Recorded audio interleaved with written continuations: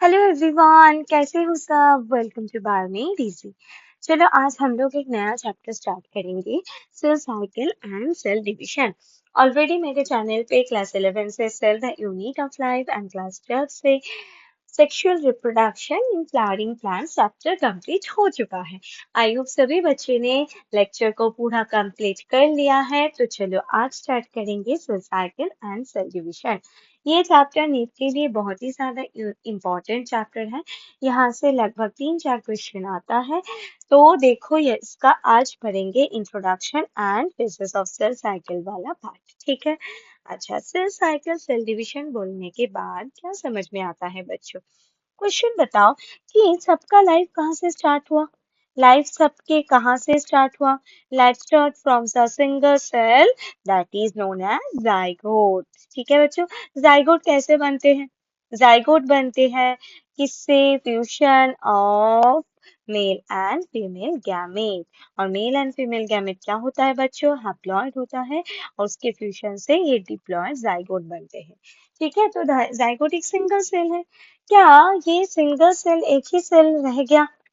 क्या सोचो बच्चों, हम लोग मल्टी सेलुलर ऑर्गेनिज्म हैं, तो उसी एक सेल से हम लोग कैसे बने हैं? क्वेश्चन मन में आता है ऐसा। कैसे बनते हैं? ये सिंगल सेल जाइगोट क्या करते हैं? ये ग्रो करते हैं। ठीक है बच्चों, क्या करते हैं? ग्रो करते हैं। ग्रो करने के बाद ये क्या करते हैं? ये डिवाइड करते हैं। तो बेसिकली एक सेल से दो सेल हुआ, दो सेल से चार सेल हुआ, चार से आठ सेल हुआ, आठ से ऐसे 16 सेल, ऐसे करते करते क्या बने? Multi cellular living organism. तो बेसिकली सेल का तीन काम है बच्चों। सेल में क्या होता है? ग्रोथ होता है, that is a natural process. Okay, हर सेल में ग्रोथ होगा। फिर क्या होगा बच्चों? सेल डिवाइड करेगा। ओके, एंड थर्ड देखो बच्चों, क्या सारे सेल हर टाइम डिवाइड ही करते रहते हैं? नहीं। तो फिर ये टिश्यू कोई पर्टिकुलर फंक्शन परफॉर्म करने के लिए ऑर्गन, ऑर्गन सिस्टम, ये कहाँ से आया? क्या हर टाइम वो सेल डिवाइड ही कर रहा है? नहीं ना। तो सेल का एक थर्ड फंक्शन भी है, that is known as differentiation. ठीक है बच्चों। तो सेल का क्या फंक्शन है? देखो सेल का फंक्शन होता है तीन। ठीक है बच्चों। सेल में तीन फंक्शन होता है। Okay. Functions, functions of cell. क्या फंक्शन है बच्चों? फर्स्ट फंक्शन है कि सेल क्या करते हैं? सेल ग्रोथ, सेल का ग्रोथ होता है। सेकंड फंक्शन क्या है? सेल डिवाइड करते हैं। ठीक है बच्चों। और थर्ड फंक्शन क्या है बच्चों? सेल डिफरेंशिएट करते हैं। क्या करते हैं बच्चों? डिफरेंशिएट। डिफरेंशिएट मतलब सेल परमानेंट बन जाते हैं। ठीक है। और परमानेंट बन के कोई पर्टिकुलर फंक्शन करते हैं। ठीक है। तो ये क्या होते हैं? Cell permanent to perform function. ठीक है बच्चों। काम करने के लिए ये अपने आप को बदल देते हैं। ठीक है। तो ये मोटा मोटा क्या है बच्चों? सेल का तीन काम है। ठीक है बच्चों। नेक्स्ट देखेंगे कि सेल साइकिल सेल डिवीजन क्यों हो रहा है बच्चों। क्यों हो रहा है? देखो, एक सेल है। ठीक है। सेल में क्या हुआ? ग्रोथ हुआ। ठीक है। फिर वो सेल डिवाइड करके दो फिर से छोटे छोटे सेल बना लिए, जो देखो एकदम पेरेंट सेल का इक्वल साइज का है। ठीक है बच्चों। तो क्या हुआ बीच में ऐसा? तो मान लो इस सेल के अंदर क्या है? एक न्यूक्लियस है। ठीक है। अब यहाँ पे इतना सारा क्या था बच्चों? साइटोप्लाज्म था। अब ग्रोथ हुआ मतलब न्यूक्लियस उसी साइज का है। देखो बच्चों, सेम साइज का है न्यूक्लियस। पर यहाँ पे साइटोप्लाज्म क्या है? धीरे धीरे बढ़ने लगा है। तो ग्रोथ मतलब क्या है बच्चे? कंटिन्यूअस प्रोसेस है। दैट मीन्स साइटोप्लाज्मिक इंक्रीज हुआ। ठीक है। तो ये साइटोप्लाज्मिक इंक्रीज होने के साथ उसके बाद क्यों ये सेल डिवाइड कर गया? सोचो बच्चों। अब डिवाइड जैसे किया, क्या हुआ बच्चों? ये जो न्यूक्लियस है इसको डबल कर लिया एंड दोनों सेल को दे दिए। ठीक है। इसमें जो भी बाकी सेल ऑर्गेनेली है उसको भी डबल करके आधा आधा डिस्ट्रीब्यूट कर लिया। तो ये सेल डिवाइड क्यों किया है? ग्रोथ होने के बाद ऐसा ही तो रह सकता था। ग्रोथ होने के बाद डिवाइड इसलिए किया बच्चों। देखो पहले इस सेल के पास इतना बड़ा पोर्शन था। ये वाला जो पोर्शन है, ये वाला पोर्शन को ये न्यूक्लियस हैंडल कर देते। ठीक है। तो इसके लिए इतना बड़ा पोर्शन को हैंडल करना इजी था। पर जैसे ही सेल में ग्रोथ हो गया बच्चों, देखो ये साइटोप्लाज्म बढ़ गया, तो अब बहुत सारा जगह बढ़ गया न्यूक्लियस के लिए इसको कंट्रोल करने के लिए। पर ये एक ऐसा न्यूक्लियस के लिए इतना बड़ा एरिया को कंट्रोल करना मुश्किल हो गया है।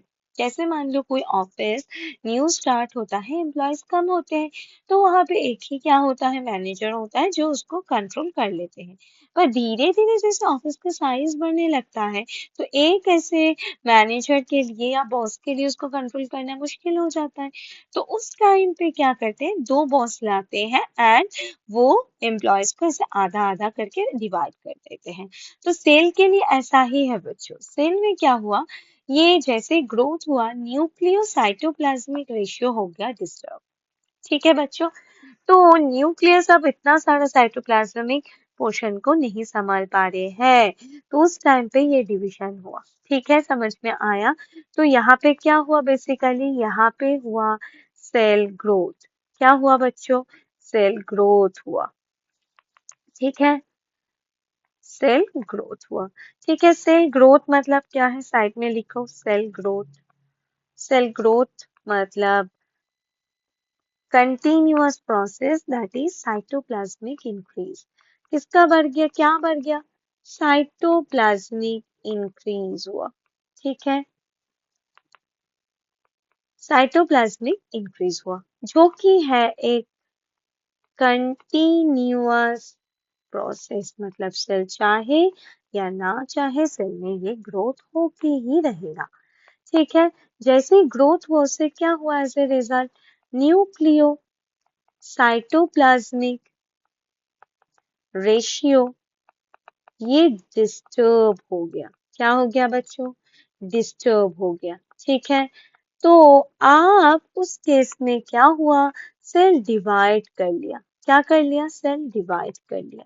तो डिवाइड जैसे किया तो देखो एक न्यूक्लियस से दो न्यूक्लियस बना, वो भी सेम साइज का बना। तो क्या किया उसमें, सेल अपने जेनेटिक मटेरियल न्यूक्लियस को डबल कर लिया, बाकी सारे सेल ऑर्गेनेलिस को भी क्या कर लिया, डबल कर लिया एंड दोनों सेल में डिवाइड करके दे दिया। ठीक है, तो इससे क्या हो गया, इससे ये जो दो डॉटर सेल बना, ये है पेरेंट सेल। ठीक है, और ये है दोनों डॉटर सेल। ठीक है, तो दोनों डॉटर सेल में फिर से वो न्यूक्लियोसाइटोप्लाज्मिक रेशियो जो गड़बड़ हुआ था वो फिर से क्या हो गया, रिस्टोर हो गया। ठीक है, तो दोनों सेल में क्या हुआ, न्यूक्लियो साइटोप्लाज्मिक रेशियो ये क्या हो गया बच्चों, ये रिस्टोर हो गया। ठीक है, क्या हो गया, रिस्टोर हो गया। तो इसी को बोलेंगे सेल साइकिल। ठीक है बच्चों, एक सेल से दो सेल बन गया। और देखो बच्चों, ये बेसिकली किसको प्रूव कर रहे हैं, ओमनी सेलुलर ई सेलुलर, जो रुडोल्फ विर्चो ने बताए थे उसको भी ये प्रूव कर रहे हैं। ठीक है, तो सेल साइकिल बेसिकली क्या है, सेल साइकिल मतलब ऐसे बहुत सारे सीक्वेंस ऑफ इवेंट्स हैं। ठीक है बच्चों, क्या है, sequence of events in which cell duplicate its genetic material. ठीक है, and duplicates other cell organelles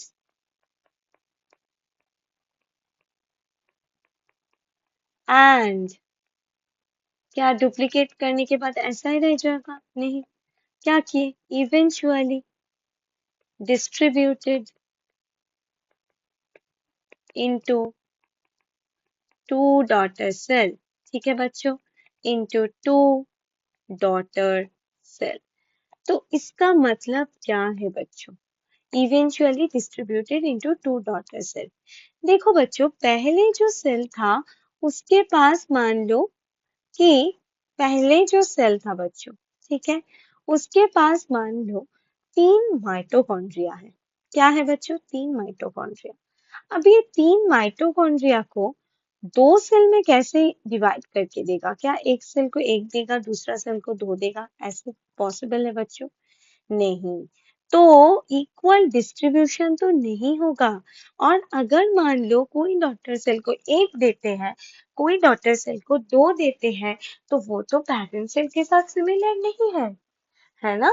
तो वो तो एक टाइप का सेल नहीं रहेगा, वो तो दूसरे एक कुछ सेल बन जाएगा, एबनॉर्मल कंडीशन हो जाएगा। तो वो क्या किए बच्चों, पहले ये जो माइटोकॉन्ड्रिया है, इसको सेल क्या करते हैं, डबल कर लेते हैं। डबल मतलब देखो, 3 से 6 बना दिया। तो आप देखो इक्वल डिस्ट्रीब्यूशन क्या है बच्चों, पॉसिबल है। आप इन 6 को दो सेल में तो इक्वली दे ही सकते हैं सेल, ठीक है? तो इसको तो दे ही सकते हैं, तो दो सेल को कितना करके दे देगा, अब 3 3 करके दे देगा। देखो फिर से वही 3 3 करके दे दिया है माइटोकॉन्ड्रिया, है ना? तो इक्वल नंबर, इसमें भी 3, इसमें भी 3, इसमें भी 3, ठीक है? तो एक इक्वल डिस्ट्रीब्यूशन हुआ एंड पेरेंट सेल के साथ जो डॉटर सेल है उसका सिमिलैरिटी बना रहा, ठीक है बच्चों? अब देखो, ये जो प्रोसेस है ना, सेल साइकिल सेल डिवीजन वाला प्रोसेस, ये क्या होता है बच्चों, ये होता है कोऑर्डिनेटेड वे में। कैसा होता है बच्चों, कोऑर्डिनेटेड वे में होता है। कोऑर्डिनेटेड वे में क्यों होता है, ताकि प्रॉपर जो जेनेटिक मटेरियल है पेरेंट सेल में उसका प्रॉपर डिस्ट्रीब्यूशन हो सके। ये जो सेल साइकिल में जो भी फेजेस पढ़ेंगे, दैट इज पहले रेस्टिंग फेज, इंटरफेज, उसके बाद एम फेज, ये सारे फेजेस का क्या है बच्चों, सीक्वेंस फिक्स्ड है। क्या है बच्चों, सीक्वेंस फिक्स्ड है। जैसे अगर मान लो, ठीक है, एम फेज और डिविजनल फेज में प्रोफेज, उसके बाद मेटा, उसके बाद एना, उसके बाद टेलो। कभी ऐसा होगा कि एनाफेज पहले हो जाएगा, मेटाफेज से पहले एनाफेज हो जाएगा? नहीं बच्चों। तो सीक्वेंस फिक्स्ड है। ड्यूरेशन भी क्या है, फिक्स्ड है, ठीक है? ड्यूरेशन भी क्या है बच्चों, फिक्स्ड है, ठीक है? तो कोऑर्डिनेटेड वे में होता है sequence fixed, duration fixed and amount of genome equally distribute भी होता है, ठीक है? Amount of genome equally distributed, ठीक है? ठीक है बच्चों? तो ये सब करने के लिए इसको बोला जाता है कि ये सेल कैसे काम कर रहे हैं, कोऑर्डिनेटेड वे में, ठीक है? अच्छा, नेक्स्ट क्या देखेंगे, एक दूसरा पॉइंट, दैट इज ये जो सेल साइकिल है ना बच्चों, ये जेनेटिकली कंट्रोल्ड है। क्या है बच्चों, जेनेटिकली कंट्रोल्ड है, ठीक है बच्चों? तो जेनेटिकली कंट्रोल मतलब क्या है बच्चों, कि यहाँ पे ना एक के बाद दूसरे जो फेजेस में ये सेल प्रोसीड करेगा, आगे जाएगा, उसमें ना चेक पॉइंट्स होते हैं। क्या होते हैं बच्चों, चेक पॉइंट्स होते हैं, ठीक है? तो चेक पॉइंट्स क्यों होते हैं इसके बारे में पढ़ेंगे। 3 checkpoints basically cell cycle में देखा जाता है।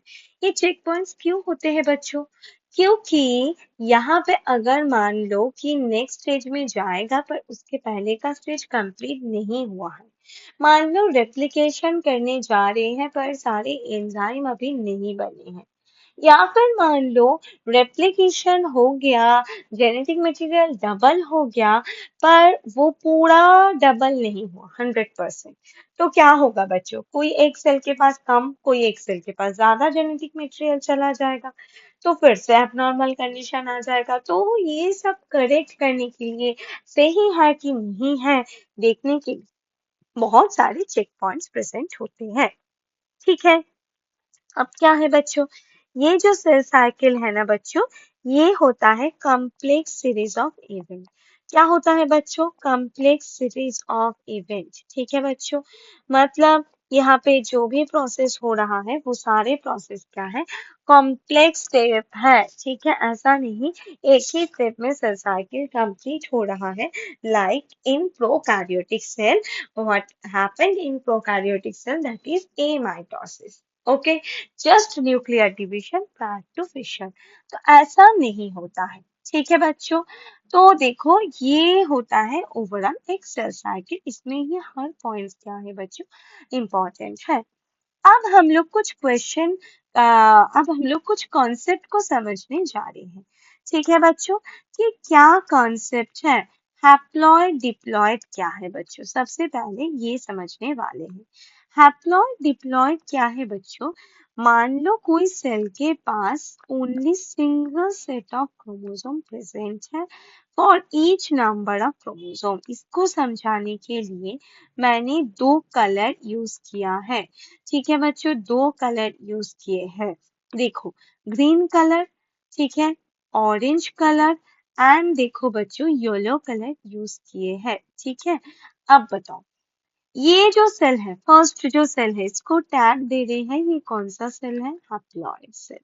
ये कौन सा सेल है बच्चों, डिप्लॉइड सेल। ठीक है, तो हैप्लॉइड डिप्लॉइड में क्या डिफरेंस है, यहाँ पे देखो, अगर मान लो ये ह्यूमन में कितना सेल हो, ह्यूमन में कितना क्रोमोसोम होता है बच्चों, डिप्लॉयड होता है।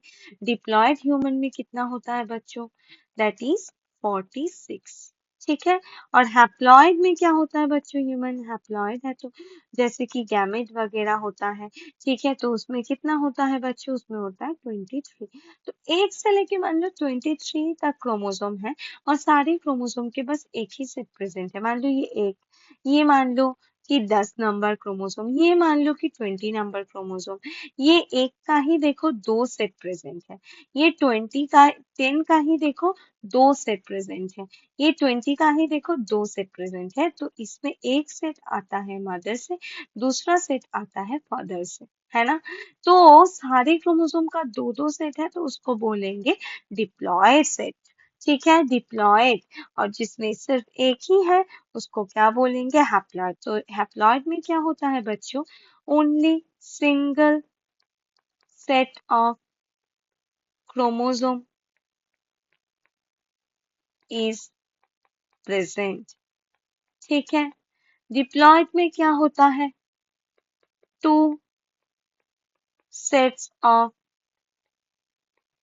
chromosome is present for each chromosome number। ठीक है, सारे क्रोमोसोम नंबर के लिए दो दो करके है। ठीक है बच्चों, ये समझ में आया। ओके, अब देखो, अब दूसरा एक कॉन्सेप्ट पढ़ेंगे, that is monad and dyad क्या है बच्चों। What is monad, what is dyad. ठीक है बच्चों, ये हैप्लॉइड एंड डिप्लॉइड दोनों में पढ़ेंगे। ठीक है बच्चों, देखो, मोनाड एंड डायड समझने जा रहे हैं, दैट इज कॉन्सेप्ट टू। ठीक है बच्चों, कॉन्सेप्ट टू क्या है बच्चों, मोनाड एंड डायड। ठीक है बच्चों, monad and dyad, concept two. Monad पहले देखेंगे कि ये हैप्लॉइड सेट में क्या है, फिर देखेंगे डायड हैप्लॉइड सेट में क्या है एंड डिप्लॉइड सेट में भी क्या है। तो पहले हैप्लॉइड सेट के लिए मोनाड एंड डायड देखेंगे, फिर डिप्लॉइड सेट के लिए मोनाड एंड डायड देखेंगे। ठीक है बच्चों, तो देखो, मोनाड मतलब कि एक ही क्रोमोसोम में एक ही क्रोमैटिड है। डायड मतलब क्रोमोसोम जो है उसमें दो क्रोमैटिड्स है। और डिप्लॉयड में क्या है बच्चों, यही दो सेट ऑफ क्रोमोसोम होगा। ठीक है, और इसी का ही देखो दो दो करके चार क्रोमैटिड प्रेजेंट है तो उसको बोलेंगे डायड। समझ लो पहले फिर से एक बार। ठीक है बच्चों, कि मोनाड डायड है क्या। ये हैप्लॉइड डिप्लॉइड तो समझ में आ गया कि ये हैप्लॉइड है, ये डिप्लॉइड है। ठीक है, तो हैप्लॉइड एंड डिप्लॉइड में अगर देखो क्रोमोसोम के साथ बस सिंगल क्रोमैटिड प्रेजेंट है, ये एक क्रोमैटिड है और ये एक सेंट्रोमियर है, तो उसको क्या बोलेंगे, मोनाड कंडीशन। और ये डायड कब बनता है बच्चों, ये डायड कंडीशन मोनाड से ही बनता है। ये देखो सेंट्रोमियर एक है, पर ये एक क्रोमैटिड से उसका एक कॉपी बना के दूसरा एक क्रोमैटिड बन गया है। दो एक साथ, दो क्रोमैटिड एक साथ एक सिंगल सेंट्रोमियर से अटैच्ड है, इसको बोलेंगे डायड कंडीशन। तो ये डायड कब होगा बच्चों, डायड होगा after DNA replication that is happen in A phase of interphase। ठीक है बच्चों, ऑफ इंटरफेस। ठीक है, तो इसमें होगा ये मोनाड से डार्ट। ठीक है, डिप्लॉयड में भी सेम है बच्चों। देखो, एक सिंगल क्रोमैटिड था, एक सेंट्रोमियर था, उससे देखो एक सेंट्रोमियर है पर एक से दो क्रोमैटिड बन गया। और सेकंड में भी सेम, ये एक क्रोमैटिड एक सेंट्रोमियर, इससे देखो एक सेंट्रोमियर दो क्रोमैटिड बन गया है। ठीक है, तो इसी का ये क्या है बच्चों, रेप्लिकेटेड पार्ट है। क्या है बच्चों, रेप्लिकेटेड पार्ट है। ठीक है, मोनाड एंड डायड समझ में आया कि डायड में क्या होगा है, रेप्लिकेशन के बाद from one chromatid it become two chromatid. Okay, two chromatids, दो chromatids are attached or joined by a single centromere। ठीक है, ये कंडीशन है डायड कंडीशन। ठीक है, और इन दो क्रोमैटिड्स को बोला जाता है सिस्टर क्रोमैटिड्स। क्या बोला जाता है बच्चों, सिस्टर क्रोमैटिड्स। ठीक है, तो ये कंडीशन है डायड। अब नेक्स्ट देखेंगे कॉन्सेप्ट 3। ठीक है बच्चों, क्या देखेंगे, कॉन्सेप्ट 3 कि कोई सेल का chromosome number and DNA content कैसे मापते हैं। फर्स्ट देखो क्या मेजर करेंगे, chromosome number. One is chromosome number. Chromosome number को डिनोट किया जाता है किससे, डिनोटेड बाय एन। ठीक है, और ये कैसे मेजर किया जाता है, measured by number of centromere. किससे मेजर करेंगे, नंबर ऑफ सेंट्रोमियर से। ठीक है, सेंट्रोमियर का कितना नंबर है। और सेकेंड जो कंसेप्ट है बच्चों वो है कि डीएनए कंटेंट। क्या है बच्चों, डीएनए कंटेंट। डीएनए कंटेंट को डिनोट किया जाता है बच्चों सी से, डिनोटेड बाय सी। ठीक है बच्चों, सी से। और ये कैसे मापते हैं, नंबर ऑफ क्रोमैटिड से। ठीक है, किससे, क्रोमैटिड के नंबर से। ठीक है बच्चों, तो कैसे क्या मेजर करोगे देखो। ठीक है, कैसे क्या मेजर करोगे देखो, ये जो क्रोमोसोम नंबर है that is denoted by N, and ये जो डीएनए कंटेंट है that is denoted by C. इसमें क्या देखेंगे कि नंबर ऑफ सेंट्रोमियर कितना है, इसमें देखेंगे नंबर ऑफ क्रोमैटिड्स कितना है डीएनए कंटेंट में। समझ में आया कि नहीं बताओ। अब पीछे जा रही हूँ वापस।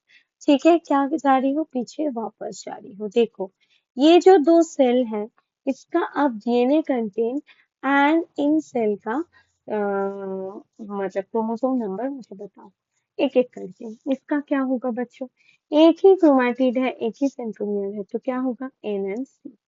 समझ में आया कि नहीं बताओ, एन एंड सी होगा। ठीक है, इस सेल का क्या होगा बच्चों, यहाँ पे देखो एक ही सेंट्रोमियर है एन, पर दोनों क्या है, क्रोमैटिड्स है, तो टू सी। समझ में आया डिफरेंस, यहाँ पे क्या होगा, टू है two C. Very very good. ठीक है, दो सेंट्रोमियर दो क्रोमैटिड, यहाँ पे देखो दो सेंट्रोमियर चार क्रोमैटिड, तो क्या होगा बच्चों, टू एन ओ सी। तो हर टाइम देखो बच्चों, हमेशा क्या हो रहा है कि रेप्लिकेशन के बाद ये जो सी है ये टू सी में बदल रहे हैं, पर क्रोमोसोम नंबर एन एन है। ये टू सी फोर सी में बदल गया, पर chromosome number two N twenty है। तो रेप्लिकेशन के बाद क्या होता है, क्रोमोसोम नंबर सेम होता है, डीएनए कंटेंट क्या होता है, डबल। डीएनए डबल हो रहा है, क्रोमोसोम नंबर सेम है। समझ में आया कि नहीं बताओ। ठीक है, तीन कॉन्सेप्ट हम लोग समझ गए। अब आगे बढ़ेंगे बच्चों। ठीक है, अब फिर से आगे बढ़ेंगे। ठीक है, अब देखेंगे कि फेजेस ऑफ सेल साइकिल। ठीक है बच्चों, क्या देखेंगे, फेजेस ऑफ सेल साइकिल। ठीक है बच्चों, क्या क्या फेजेस होता है सेल साइकिल में। ठीक है, तो उसके लिए सबसे पहले एक बड़ा सा डायग्राम बनाएंगे। ठीक है, सेल साइकिल में सबसे लॉन्गेस्ट फेज क्या होता है बच्चों, वो जो फेज सबसे ज्यादा रहता है वो होता है इंटरफेज एंड सबसे छोटा होता है एम फेज। ठीक है बच्चों, तो ये देखो, ये पोर्शन है एम फेज और बाकी इतना बड़ा पोर्शन क्या है इंटरफेज। इंटरफेज में भी बच्चों जो सबसे ज्यादा चलेगा वो होगा G1, उसके बाद होगा S, उसके बाद होगा G2। तो देखो क्या क्या हो रहा है, फिर से एक बार देखो। ठीक है, तो ये है सेल साइकिल के फेजेस। तो यहाँ एक सेल से स्टार्ट हुआ, एक सेल, तो एक सेल सबसे पहले ये जो रेस्टिंग फेज है इसको कंप्लीट करेगा। ठीक है बच्चों, क्या कर रहा है, इस रेस्टिंग फेज कंप्लीट कर रहा है। ठीक है, तो ये जो रेस्टिंग फेज है बच्चों, यहाँ से यहाँ तक इसको बोल रहे हैं इंटरफेज। लाइन कहाँ पे जा रहा है मुझे समझ में नहीं आ रहा है। ठीक है, तो ये इसको क्या बोलेंगे बच्चों, इंटरफेज। तो यहाँ से यहाँ तक क्या चल रहा है, इंटरफेज और रेस्टिंग फेज और प्रिपरेटरी फेज। रेस्टिंग फेज में सबसे लॉन्गेस्ट है G1, उसके बाद आता है एस, उसके बाद आता है G2 फेज। ठीक है, फिर क्या आएगा, फिर आएगा डिविशनल फेज। ये जो यहाँ से यहाँ तक, that is known as M phase और this is also known as divisional phase. ठीक है बच्चों, अब डिविशनल फेज में क्या होगा बच्चों, डिविशनल फेज में सबसे पहले जो चलेगा बच्चों वो होगा कैरियोकाइनेसिस। क्या चलेगा बच्चों सबसे पहले, यहाँ से यहाँ तक ये चलेगा karyokinesis, that is known as nuclear division. उसके बाद होगा साइटोकाइनेसिस। ठीक है, कैरियोकाइनेसिस में भी सबसे पहले क्या होगा, उसको भी डिवाइड किया जाता है चार फेजेस में। सबसे पहला प्रोफेज, फिर मेटाफेज, फिर एनाफेज, फिर टेलोफेज। ठीक है बच्चों, तो सबसे पहले होगा प्रोफेज, उसके बाद होगा बच्चों मेटाफेज, उसके बाद होगा बच्चों एनाफेज एंड लास्ट में होगा बच्चों टेलोफेज। ठीक है, तो ये है complete phases of cell cycle. ठीक है बच्चों, अच्छा अब देखेंगे सेल साइकिल ड्यूरेशन। ड्यूरेशन क्या होता है बच्चों, सेल साइकिल में सबसे बड़ा जो फेज दिख रहा है कौन सा, इंटरफेज। ठीक है, और सबसे छोटा क्या दिख रहा है, एम फेज। तो सेल साइकिल ड्यूरेशन क्या होता है, स्पीसीज टू स्पीसीज वैरी करते हैं, cell type to cell type क्या करते हैं, वैरी करते हैं। ठीक है, तो नेक्स्ट टॉपिक क्या है, सेल साइकिल ड्यूरेशन। ठीक है बच्चों, तो उसमें इसको सबसे पहले स्टडी किया गया बच्चों, ह्यूमन सेल को कल्चर करके देखते हैं, human cell in culture.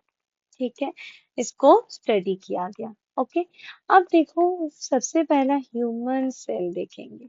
Human cell, human cell में सेल साइकिल कंप्लीट होता है, मतलब एक सेल से दो सेल होता है 24 आवर्स में, और 24 आवर्स में इंटरफेज एंड एमफेज दोनों आएगा। इंटरफेज लास्ट करेगा मोर देन 23 आवर्स। क्यों, इसके लिए देखेंगे कि इंटरफेस क्या होता है, जो भी सेल साइकिल ड्यूरेशन होता है उसका मोर देन 95% टाइम उसमें होगा interface. Okay, and less than जो 5% है उसमें होगा इनफेस। तो यहाँ पे 24 का 95 एंड 5% करो तो ये आएगा। ठीक है, तो इंटरफेस चलेगा कितना टाइम, 23 आवर्स, इनफेस चलेगा 1 आवर ओनली। ठीक है, उसके बाद देखो ईस्ट, ईस्ट में भी सेम ही होगा। ईस्ट का सेल टाइम ड्यूरेशन क्या है, जिसमें एक सेल से दो सेल होते हैं, दैट इज 90 मिनट्स। ठीक है बच्चों, उसमें इंटरफेस कितना टाइम चलेगा, मोर देन 85 मिनट्स। ठीक है, और एम फेज कितना चलेगा, एम फेज चलेगा लेस देन 5 मिनट्स। ठीक है बच्चों, उसके बाद आएंगे ई कोलाई। इकोलाई क्या है? बैक्टीरिया है। ठीक है, तो एक इकोलाई का सेल 20 मिनट्स में एक बार साइकिल कंप्लीट कर लेते हैं। तो देखो ह्यूमन सेल यूकैरियोट, ठीक है, पर वो सबसे complex. Yeast cell that is also eukaryotes, but yeast क्या होता है? यूनिसेलुलर यूकैरियोटिक ऑर्गेनिज्म होता है। इकोलाई क्या है? इकोलाई है unicellular prokaryotic organism. First chapter में हम लोग पढ़े थे कि prokaryotes are smaller in size and rapidly divide. ठीक है, तो यहाँ पे वो चीज प्रूव हो रहा है। ओके, अब नेक्स्ट देखेंगे, दो सेल ऐसा है जो डिवाइड नहीं करता है, that is heart cell, nerve cell. ठीक है, सिर्फ हार्ट सेल, नर्व सेल ही नहीं, एनी परमानेंट सेल, ठीक है, they can not proliferate, okay, or they cannot divide, okay। तो हार्ट सेल, ठीक है, उसके बाद है nerve cell plus any permanent cell. ठीक है, ये क्या करते हैं? ये प्रोलिफरेट नहीं करते हैं, so do not proliferate. Proliferate मतलब डिवाइड। ठीक है बच्चों, और ये सेल साइकिल का ड्यूरेशन मैंने क्या बोला? वैरी करता है। Cell cycle duration vary in species to species, ठीक है, एंड दूसरा vary in cell type to cell type. जैसे कि प्रोकैरियोट सेल से यूकैरियोटिक सेल में ज्यादा टाइम लग रहा है। ठीक है, ईस्ट यूकैरियोट्स है पर ह्यूमन भी यूकैरियोट्स है, दोनों में टाइम का बहुत डिफरेंस है। ठीक है, तो ये सारे क्वेश्चन के लिए इंपॉर्टेंट है। ओके, अब देखेंगे कि जो फेजेस है, ठीक है बच्चों, सेल साइकिल में जो फेजेस है, ठीक है, हेडिंग डालो सेल साइकिल, ठीक है, उसमें फेजेस। फेजेस में बच्चों क्या क्या है बताओ? सबसे पहला होगा इंटरफेस। क्या होगा बच्चों? इंटरफेस। ठीक है, इंटरफेस को क्या बोला जाता है बच्चों? इंटरफेस को बोला जाता है regulatory phase, sorry preparatory phase और रेस्टिंग फेज। ठीक है बच्चों, इसको क्या बोला जाता है? इसको बोला जाता है रेस्टिंग फेज और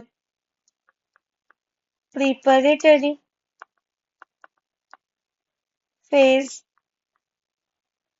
और बायोसिंथेटिक फेज। ठीक है, अब दूसरा फेज कौन सा है? M phase. एम फेज, ठीक है, इसको बोला जाता है बच्चों डिवाइडिंग और डिविशनल फेज, और बोला जाता है इसको मोस्ट ड्रामेटिक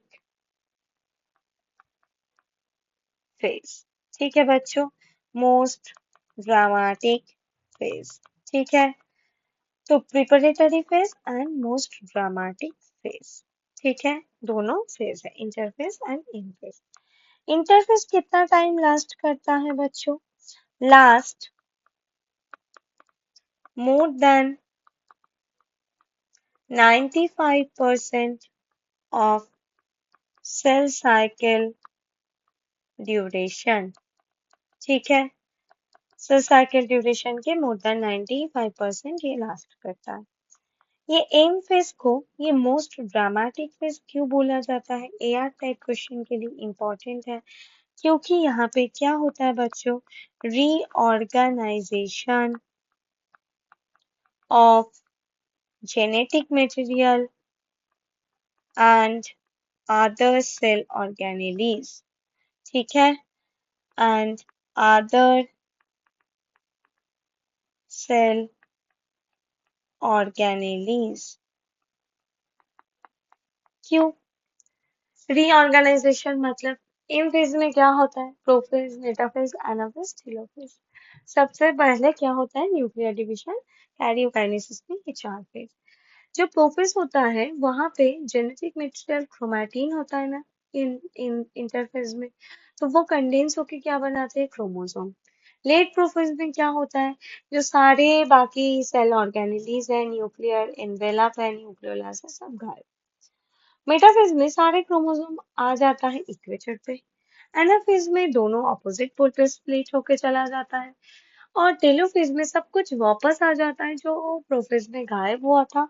उसके साथ साथ क्या होता है बच्चों, जो क्रोमोसोम है वो डीकंडेंस होकर फिर से इंटरफेज वाले क्रोमैटिन में लौट जाता है।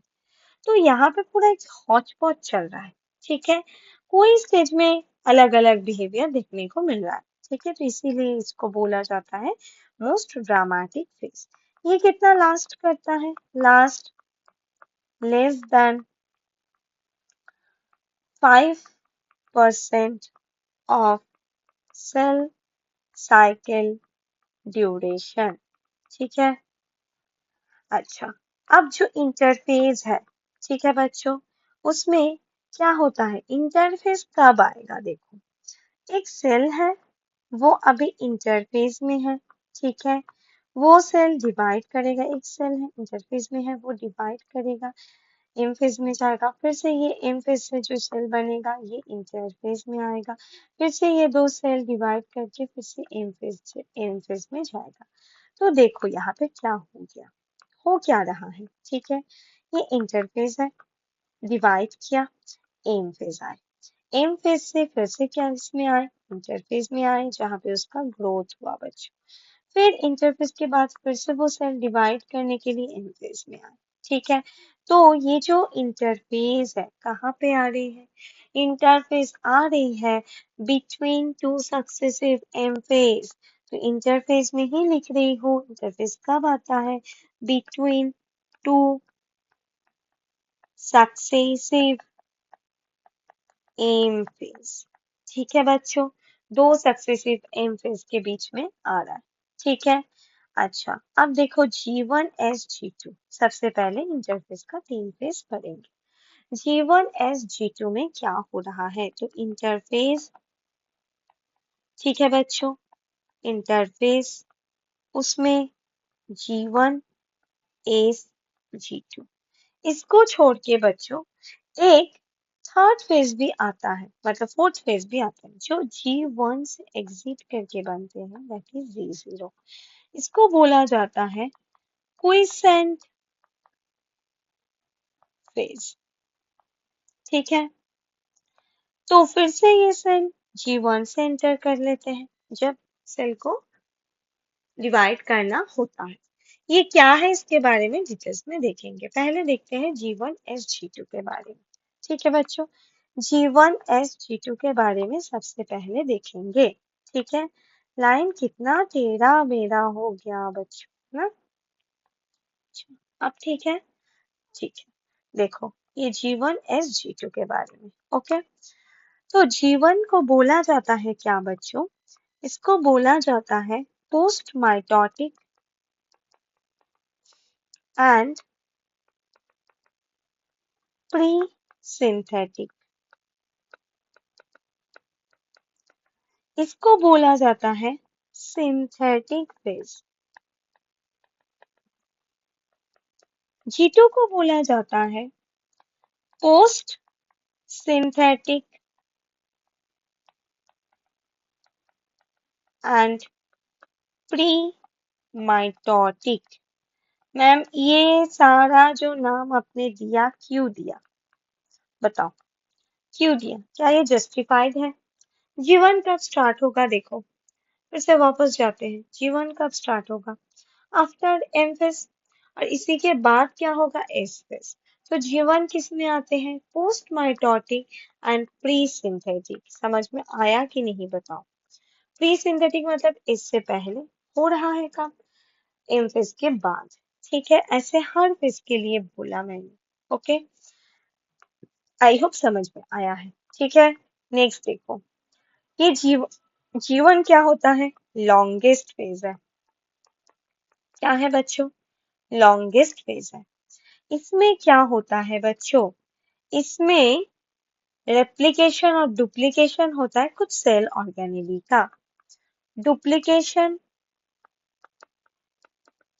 ऑफ सेल ऑर्गेनेलीज, पर कुछ छोड़ के सेल ऑर्गेनेली, एक्सेप्ट एक्सेप्ट बच्चों माइटोकॉन्ड्रिया, ठीक है, एक्सेप्ट क्लोरोप्लास्ट, एक्सेप्ट सेंट्रियोल और सेंट्रोसोम, ठीक है। इन तीनों को छोड़ के बाकी सेल ऑर्गेनेली का डुप्लीकेशन हो जाता है, ठीक है। इसमें और क्या होगा, इसमें और क्या होगा बच्चों, ये सेल तो मेटाबॉलिकली एक्टिव है, सेल में ग्रो होता है, मेटाबॉलिकली एक्टिव, ठीक है। सेल में क्या होता है, नॉर्मल ग्रोथ होता है, ओके। और क्या होता है, इसके बाद ही देखो ए स्पेस जहाँ पे रेप्लिकेशन होगा, उसके लिए क्या चाहिए बच्चों, DNA polymerase enzyme and nucleotides, ठीक है। तो सिंथेसिस होता है substrates and enzymes for DNA replication. तो फिर क्या होता है, synthesis of substrate and enzymes for for DNA replication, ठीक है। इसके बाद ही रेप्लिकेशन होगा तो उसमें ये DNA dependent DNA polymerase and dATP, dGTP, dCTP, dTTP, इन सारे सबस्ट्रेट की जरूरत पड़ेगा, ठीक है बच्चों। एस फेज और सिंथेटिक फेज, यहाँ पे क्या होता है बच्चों, यहाँ पे डीएनए रेप्लिकेशन होता है, एकदम मोस्ट इम्पॉर्टेंट क्या होगा बच्चों, डीएनए रेप्लिकेशन, सारा सामान बन के रेडी है, अब रेप्लिकेशन होगा इस फेज में विद इन न्यूक्लियस, कहाँ पे होगा, न्यूक्लियस के अंदर। क्या होगा इसकी वजह से, ये जो सेल है जिसमें ये पहले क्रोमोसोम था, ये रेप्लिकेट करके दो क्रोमैटिड बनाएगा, पर देखो ये एन एंड सी था, आफ्टर रेप्लिकेशन क्या बनेगा, एन एंड टू सी, क्या बनेगा बच्चों, एन एंड टू सी, बस ये जो क्रोमैटिड है उसका एक कॉपी बनेगा, तो सी डबल हो गया, ठीक है। तो यहाँ पे क्या होता है बच्चों, बेसिकली डीएनए कंटेन डबल्स, ठीक है, बट क्रोमोसोम नंबर देखो बच्चों, एन है, एन है, chromosome number will remain same, chromosome number remain same, ठीक है बच्चों, ठीक है। तो ये रहेगा सेम, ठीक है, सेम होगा, तो डीएनए डबल होगा पर क्रोमोसोम सेम है, क्योंकि सेंट्रोमियर अभी स्प्लिट नहीं किए, सेंट्रोमियर का जो नंबर है वो एक ही है, ठीक है बच्चों। यहाँ पे और क्या होगा बच्चों, यहाँ पे और होगा सेंट्रियोल का रेप्लिकेशन, ये जो तीन सेल ऑर्गेनेल रह गया था ना, तो उसमें सेंट्रियोल डुप्लीकेशन होगा इन साइटोप्लाज्म, ठीक है, डुप्लीकेशन इन साइटोप्लाज्म, ठीक है बच्चों, ये होगा। और यहाँ पे एक प्रोटीन बनेगा बच्चों, उसका नाम है हिस्टोन प्रोटीन, तो हिस्टोन प्रोटीन का भी यहाँ पे सिंथेसिस होगा, सारे क्वेश्चन के लिए इम्पोर्टेंट है, ठीक है, हिस्टोन प्रोटीन सिंथेसिस, ठीक है बच्चों। अब G2 में क्या होगा देखो, G2 में क्या होगा, G2 सिंथेटिक के बाद हो रहा है, यहाँ पे देखो दो सेल ऑर्गेनेल और भी डुप्लीकेट करना रह गया था, माइटोकॉन्ड्रिया एंड क्लोरोप्लास्ट, उसका जो डुप्लीकेशन है वो होगा G2 में, ठीक है। तो यहाँ पे क्या होगा, सेल ऑर्गेनेलिज माइटोकॉन्ड्रिया डुप्लीकेट्स इन G2, तो mitochondria and chloroplast duplication occur और takes place in G2, ठीक है बच्चों। यहाँ पे बाकी प्रोटीन आरएनए सिंथेसिस तो होगा ही, एक स्पेशल टाइप का प्रोटीन भी सिंथेसिस होगा जिसका नाम है ट्यूब्यूलिन प्रोटीन, ठीक है बच्चों। क्यों ये ट्यूब्यूलिन प्रोटीन सिंथेसिस होगा? क्योंकि इसके बाद ही क्या करना है, स्पिंडल, जैसे इन फेज में आएगा स्पिंडल फॉर्मेशन होगा, तो उसके लिए चाहिए ट्यूब्यूलिन प्रोटीन। तो ट्यूब्यूलिन प्रोटीन का सिंथेसिस हो जाता है किसमें, G2 फेज में। समझ में आया कि नहीं बता, क्लियर है? ओके, आगे बढ़ेंगे G0 पे। किसमें आगे बढ़ रहे हैं, G0। G0 का दूसरा नाम क्या है बच्चों, क्वीसेंट फेज। क्वीसेंट फेज, ठीक है। तो क्वीसेंट फेज में क्या होता है, ये क्यों होता है, ये जो सेल है, सेल अगर डिवाइड करना नहीं चाहते हैं, जैसे मान लो सारा सेल अगर डिवाइड करेगा तो अभी तो हम लोग आसमान छू लेते डिवाइड करते करते, है ना। पर हम लोगों का क्या होता है, हाइट ग्रोथ सब फिक्स्ड है। एनिमल्स में ग्रोथ क्या होता है, डिटरमिनेट। प्लांट्स में होता है इनडिटरमिनेट, क्योंकि प्लांट्स के पास मेरिस्टेमेटिक टिश्यू है जिसमें सेल डिवाइड करते रहते हैं throughout the lifetime. Okay, जैसे कि root apical meristem, cambium, shoot apical meristem, ठीक है। तो ये सेल कुछ डिवाइड करते हैं, बाकी सारा सेल क्या बना देते हैं, परमानेंट होके कुछ फंक्शन करने लगते हैं। तो परमानेंट होने के लिए उसको तो सेल साइकिल छोड़ना पड़ेगा। तो वो कहाँ से एग्जिट करते हैं, G1 से। तो G0 मतलब ये exit cell cycle from G1। G1 ही क्यों बच्चों, G2 से क्यों नहीं, S से क्यों नहीं? क्योंकि G1 के बाद एक बार अगर इसमें चले गए और रेप्लिकेशन हो गया बच्चों, तो उसके बाद डीएनए कंटेंट डबल हो जाएगा, तो वो सेल के लिए एबनॉर्मल सेल बन जाएगा। मतलब वो एबनॉर्मल कंडीशन है, उस टाइम पे सेल को फिर डिवाइड करना ही होगा। अगर एस में एक बार सेल घुस गए तो वहां पे रेप्लिकेशन स्टार्ट हो जाएगा, वहां पे जेनेटिक मटेरियल डबल हो जाएगा। उसके बाद अगर डिवाइड नहीं किए तो वो क्या होगा बच्चों, एक मतलब पॉलीप्लॉइड और एबनॉर्मल कंडीशन, ठीक है। तो G0 से इसीलिए निकलना जरूरी है। तो कहाँ पे जाते हैं, क्या बनते हैं ये सेल, परमानेंट बन जाते हैं, ठीक है, समझ में आया। अब ये क्या सेल मर जाते हैं या मेटाबॉलिकली एक्टिव है, मेटाबॉलिकली बच्चों ये सेल एक्टिव रहता है, ठीक है। मेटाबॉलिकली ये सेल एक्टिव रहता है।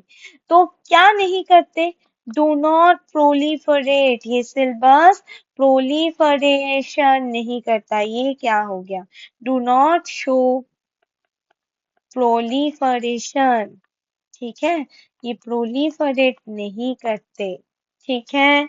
तो फिर अगर मान लो कोई सेल को फिर से वापस आना है सेल साइकिल में, तो ये कहाँ से एंटर करेगा, एंटर करेगा G1 से, एंटर थ्रू G1, ठीक है। तो मतलब जब डिवीजन का जरूरत हो तब करेगा, ठीक है। कब, unless called on to do so, ठीक है। जब तक उसको नहीं बुलाया जाएगा कि फिर से डिवाइड करना है तो तुम वापस आ जाओ, तब तक वो रहेगा G0 पे, और जैसे ही डिवीजन की जरूरत है वो कहाँ से एंट्री करेगा, G1 पे, ठीक है। when division is needed, ठीक है बच्चों, when division is needed, ठीक है। तो ये बेसिकली एक एग्जाम्पल देते हैं जहाँ पे दिखाई देता है क्या होता है प्लांट में। प्लांट में बच्चों मान लो रूट एपिकल मेरिस्टेम है, ठीक है। ये सेल डिवाइड कर लिया, ठीक है, करके क्या बनाया, परमानेंट सेल। अच्छा, इसका एग्जाम्पल नहीं लेते हैं, एग्जाम्पल कुछ और लेते हैं। मान लो कि सेल में क्या हुआ, अच्छा ठीक है, रूट एपिकल मेरिस्टेम मान सकते हैं, रूट एपिकल मेरिस्टेम, ठीक है। ये सेल डिवाइड किया, परमानेंट होके क्या बनाया, जाइलेम बनाया, ठीक है। ये जाइलेम क्या है, परमानेंट है। तो इसका मतलब ये अभी किसमें है, G0 पे है, ठीक है। अब इस सेल को वापस आना है डिविशनल फेज में और ये बनना चाहते हैं कैम्बियम। क्या बनना चाहते हैं? कैम्बियम।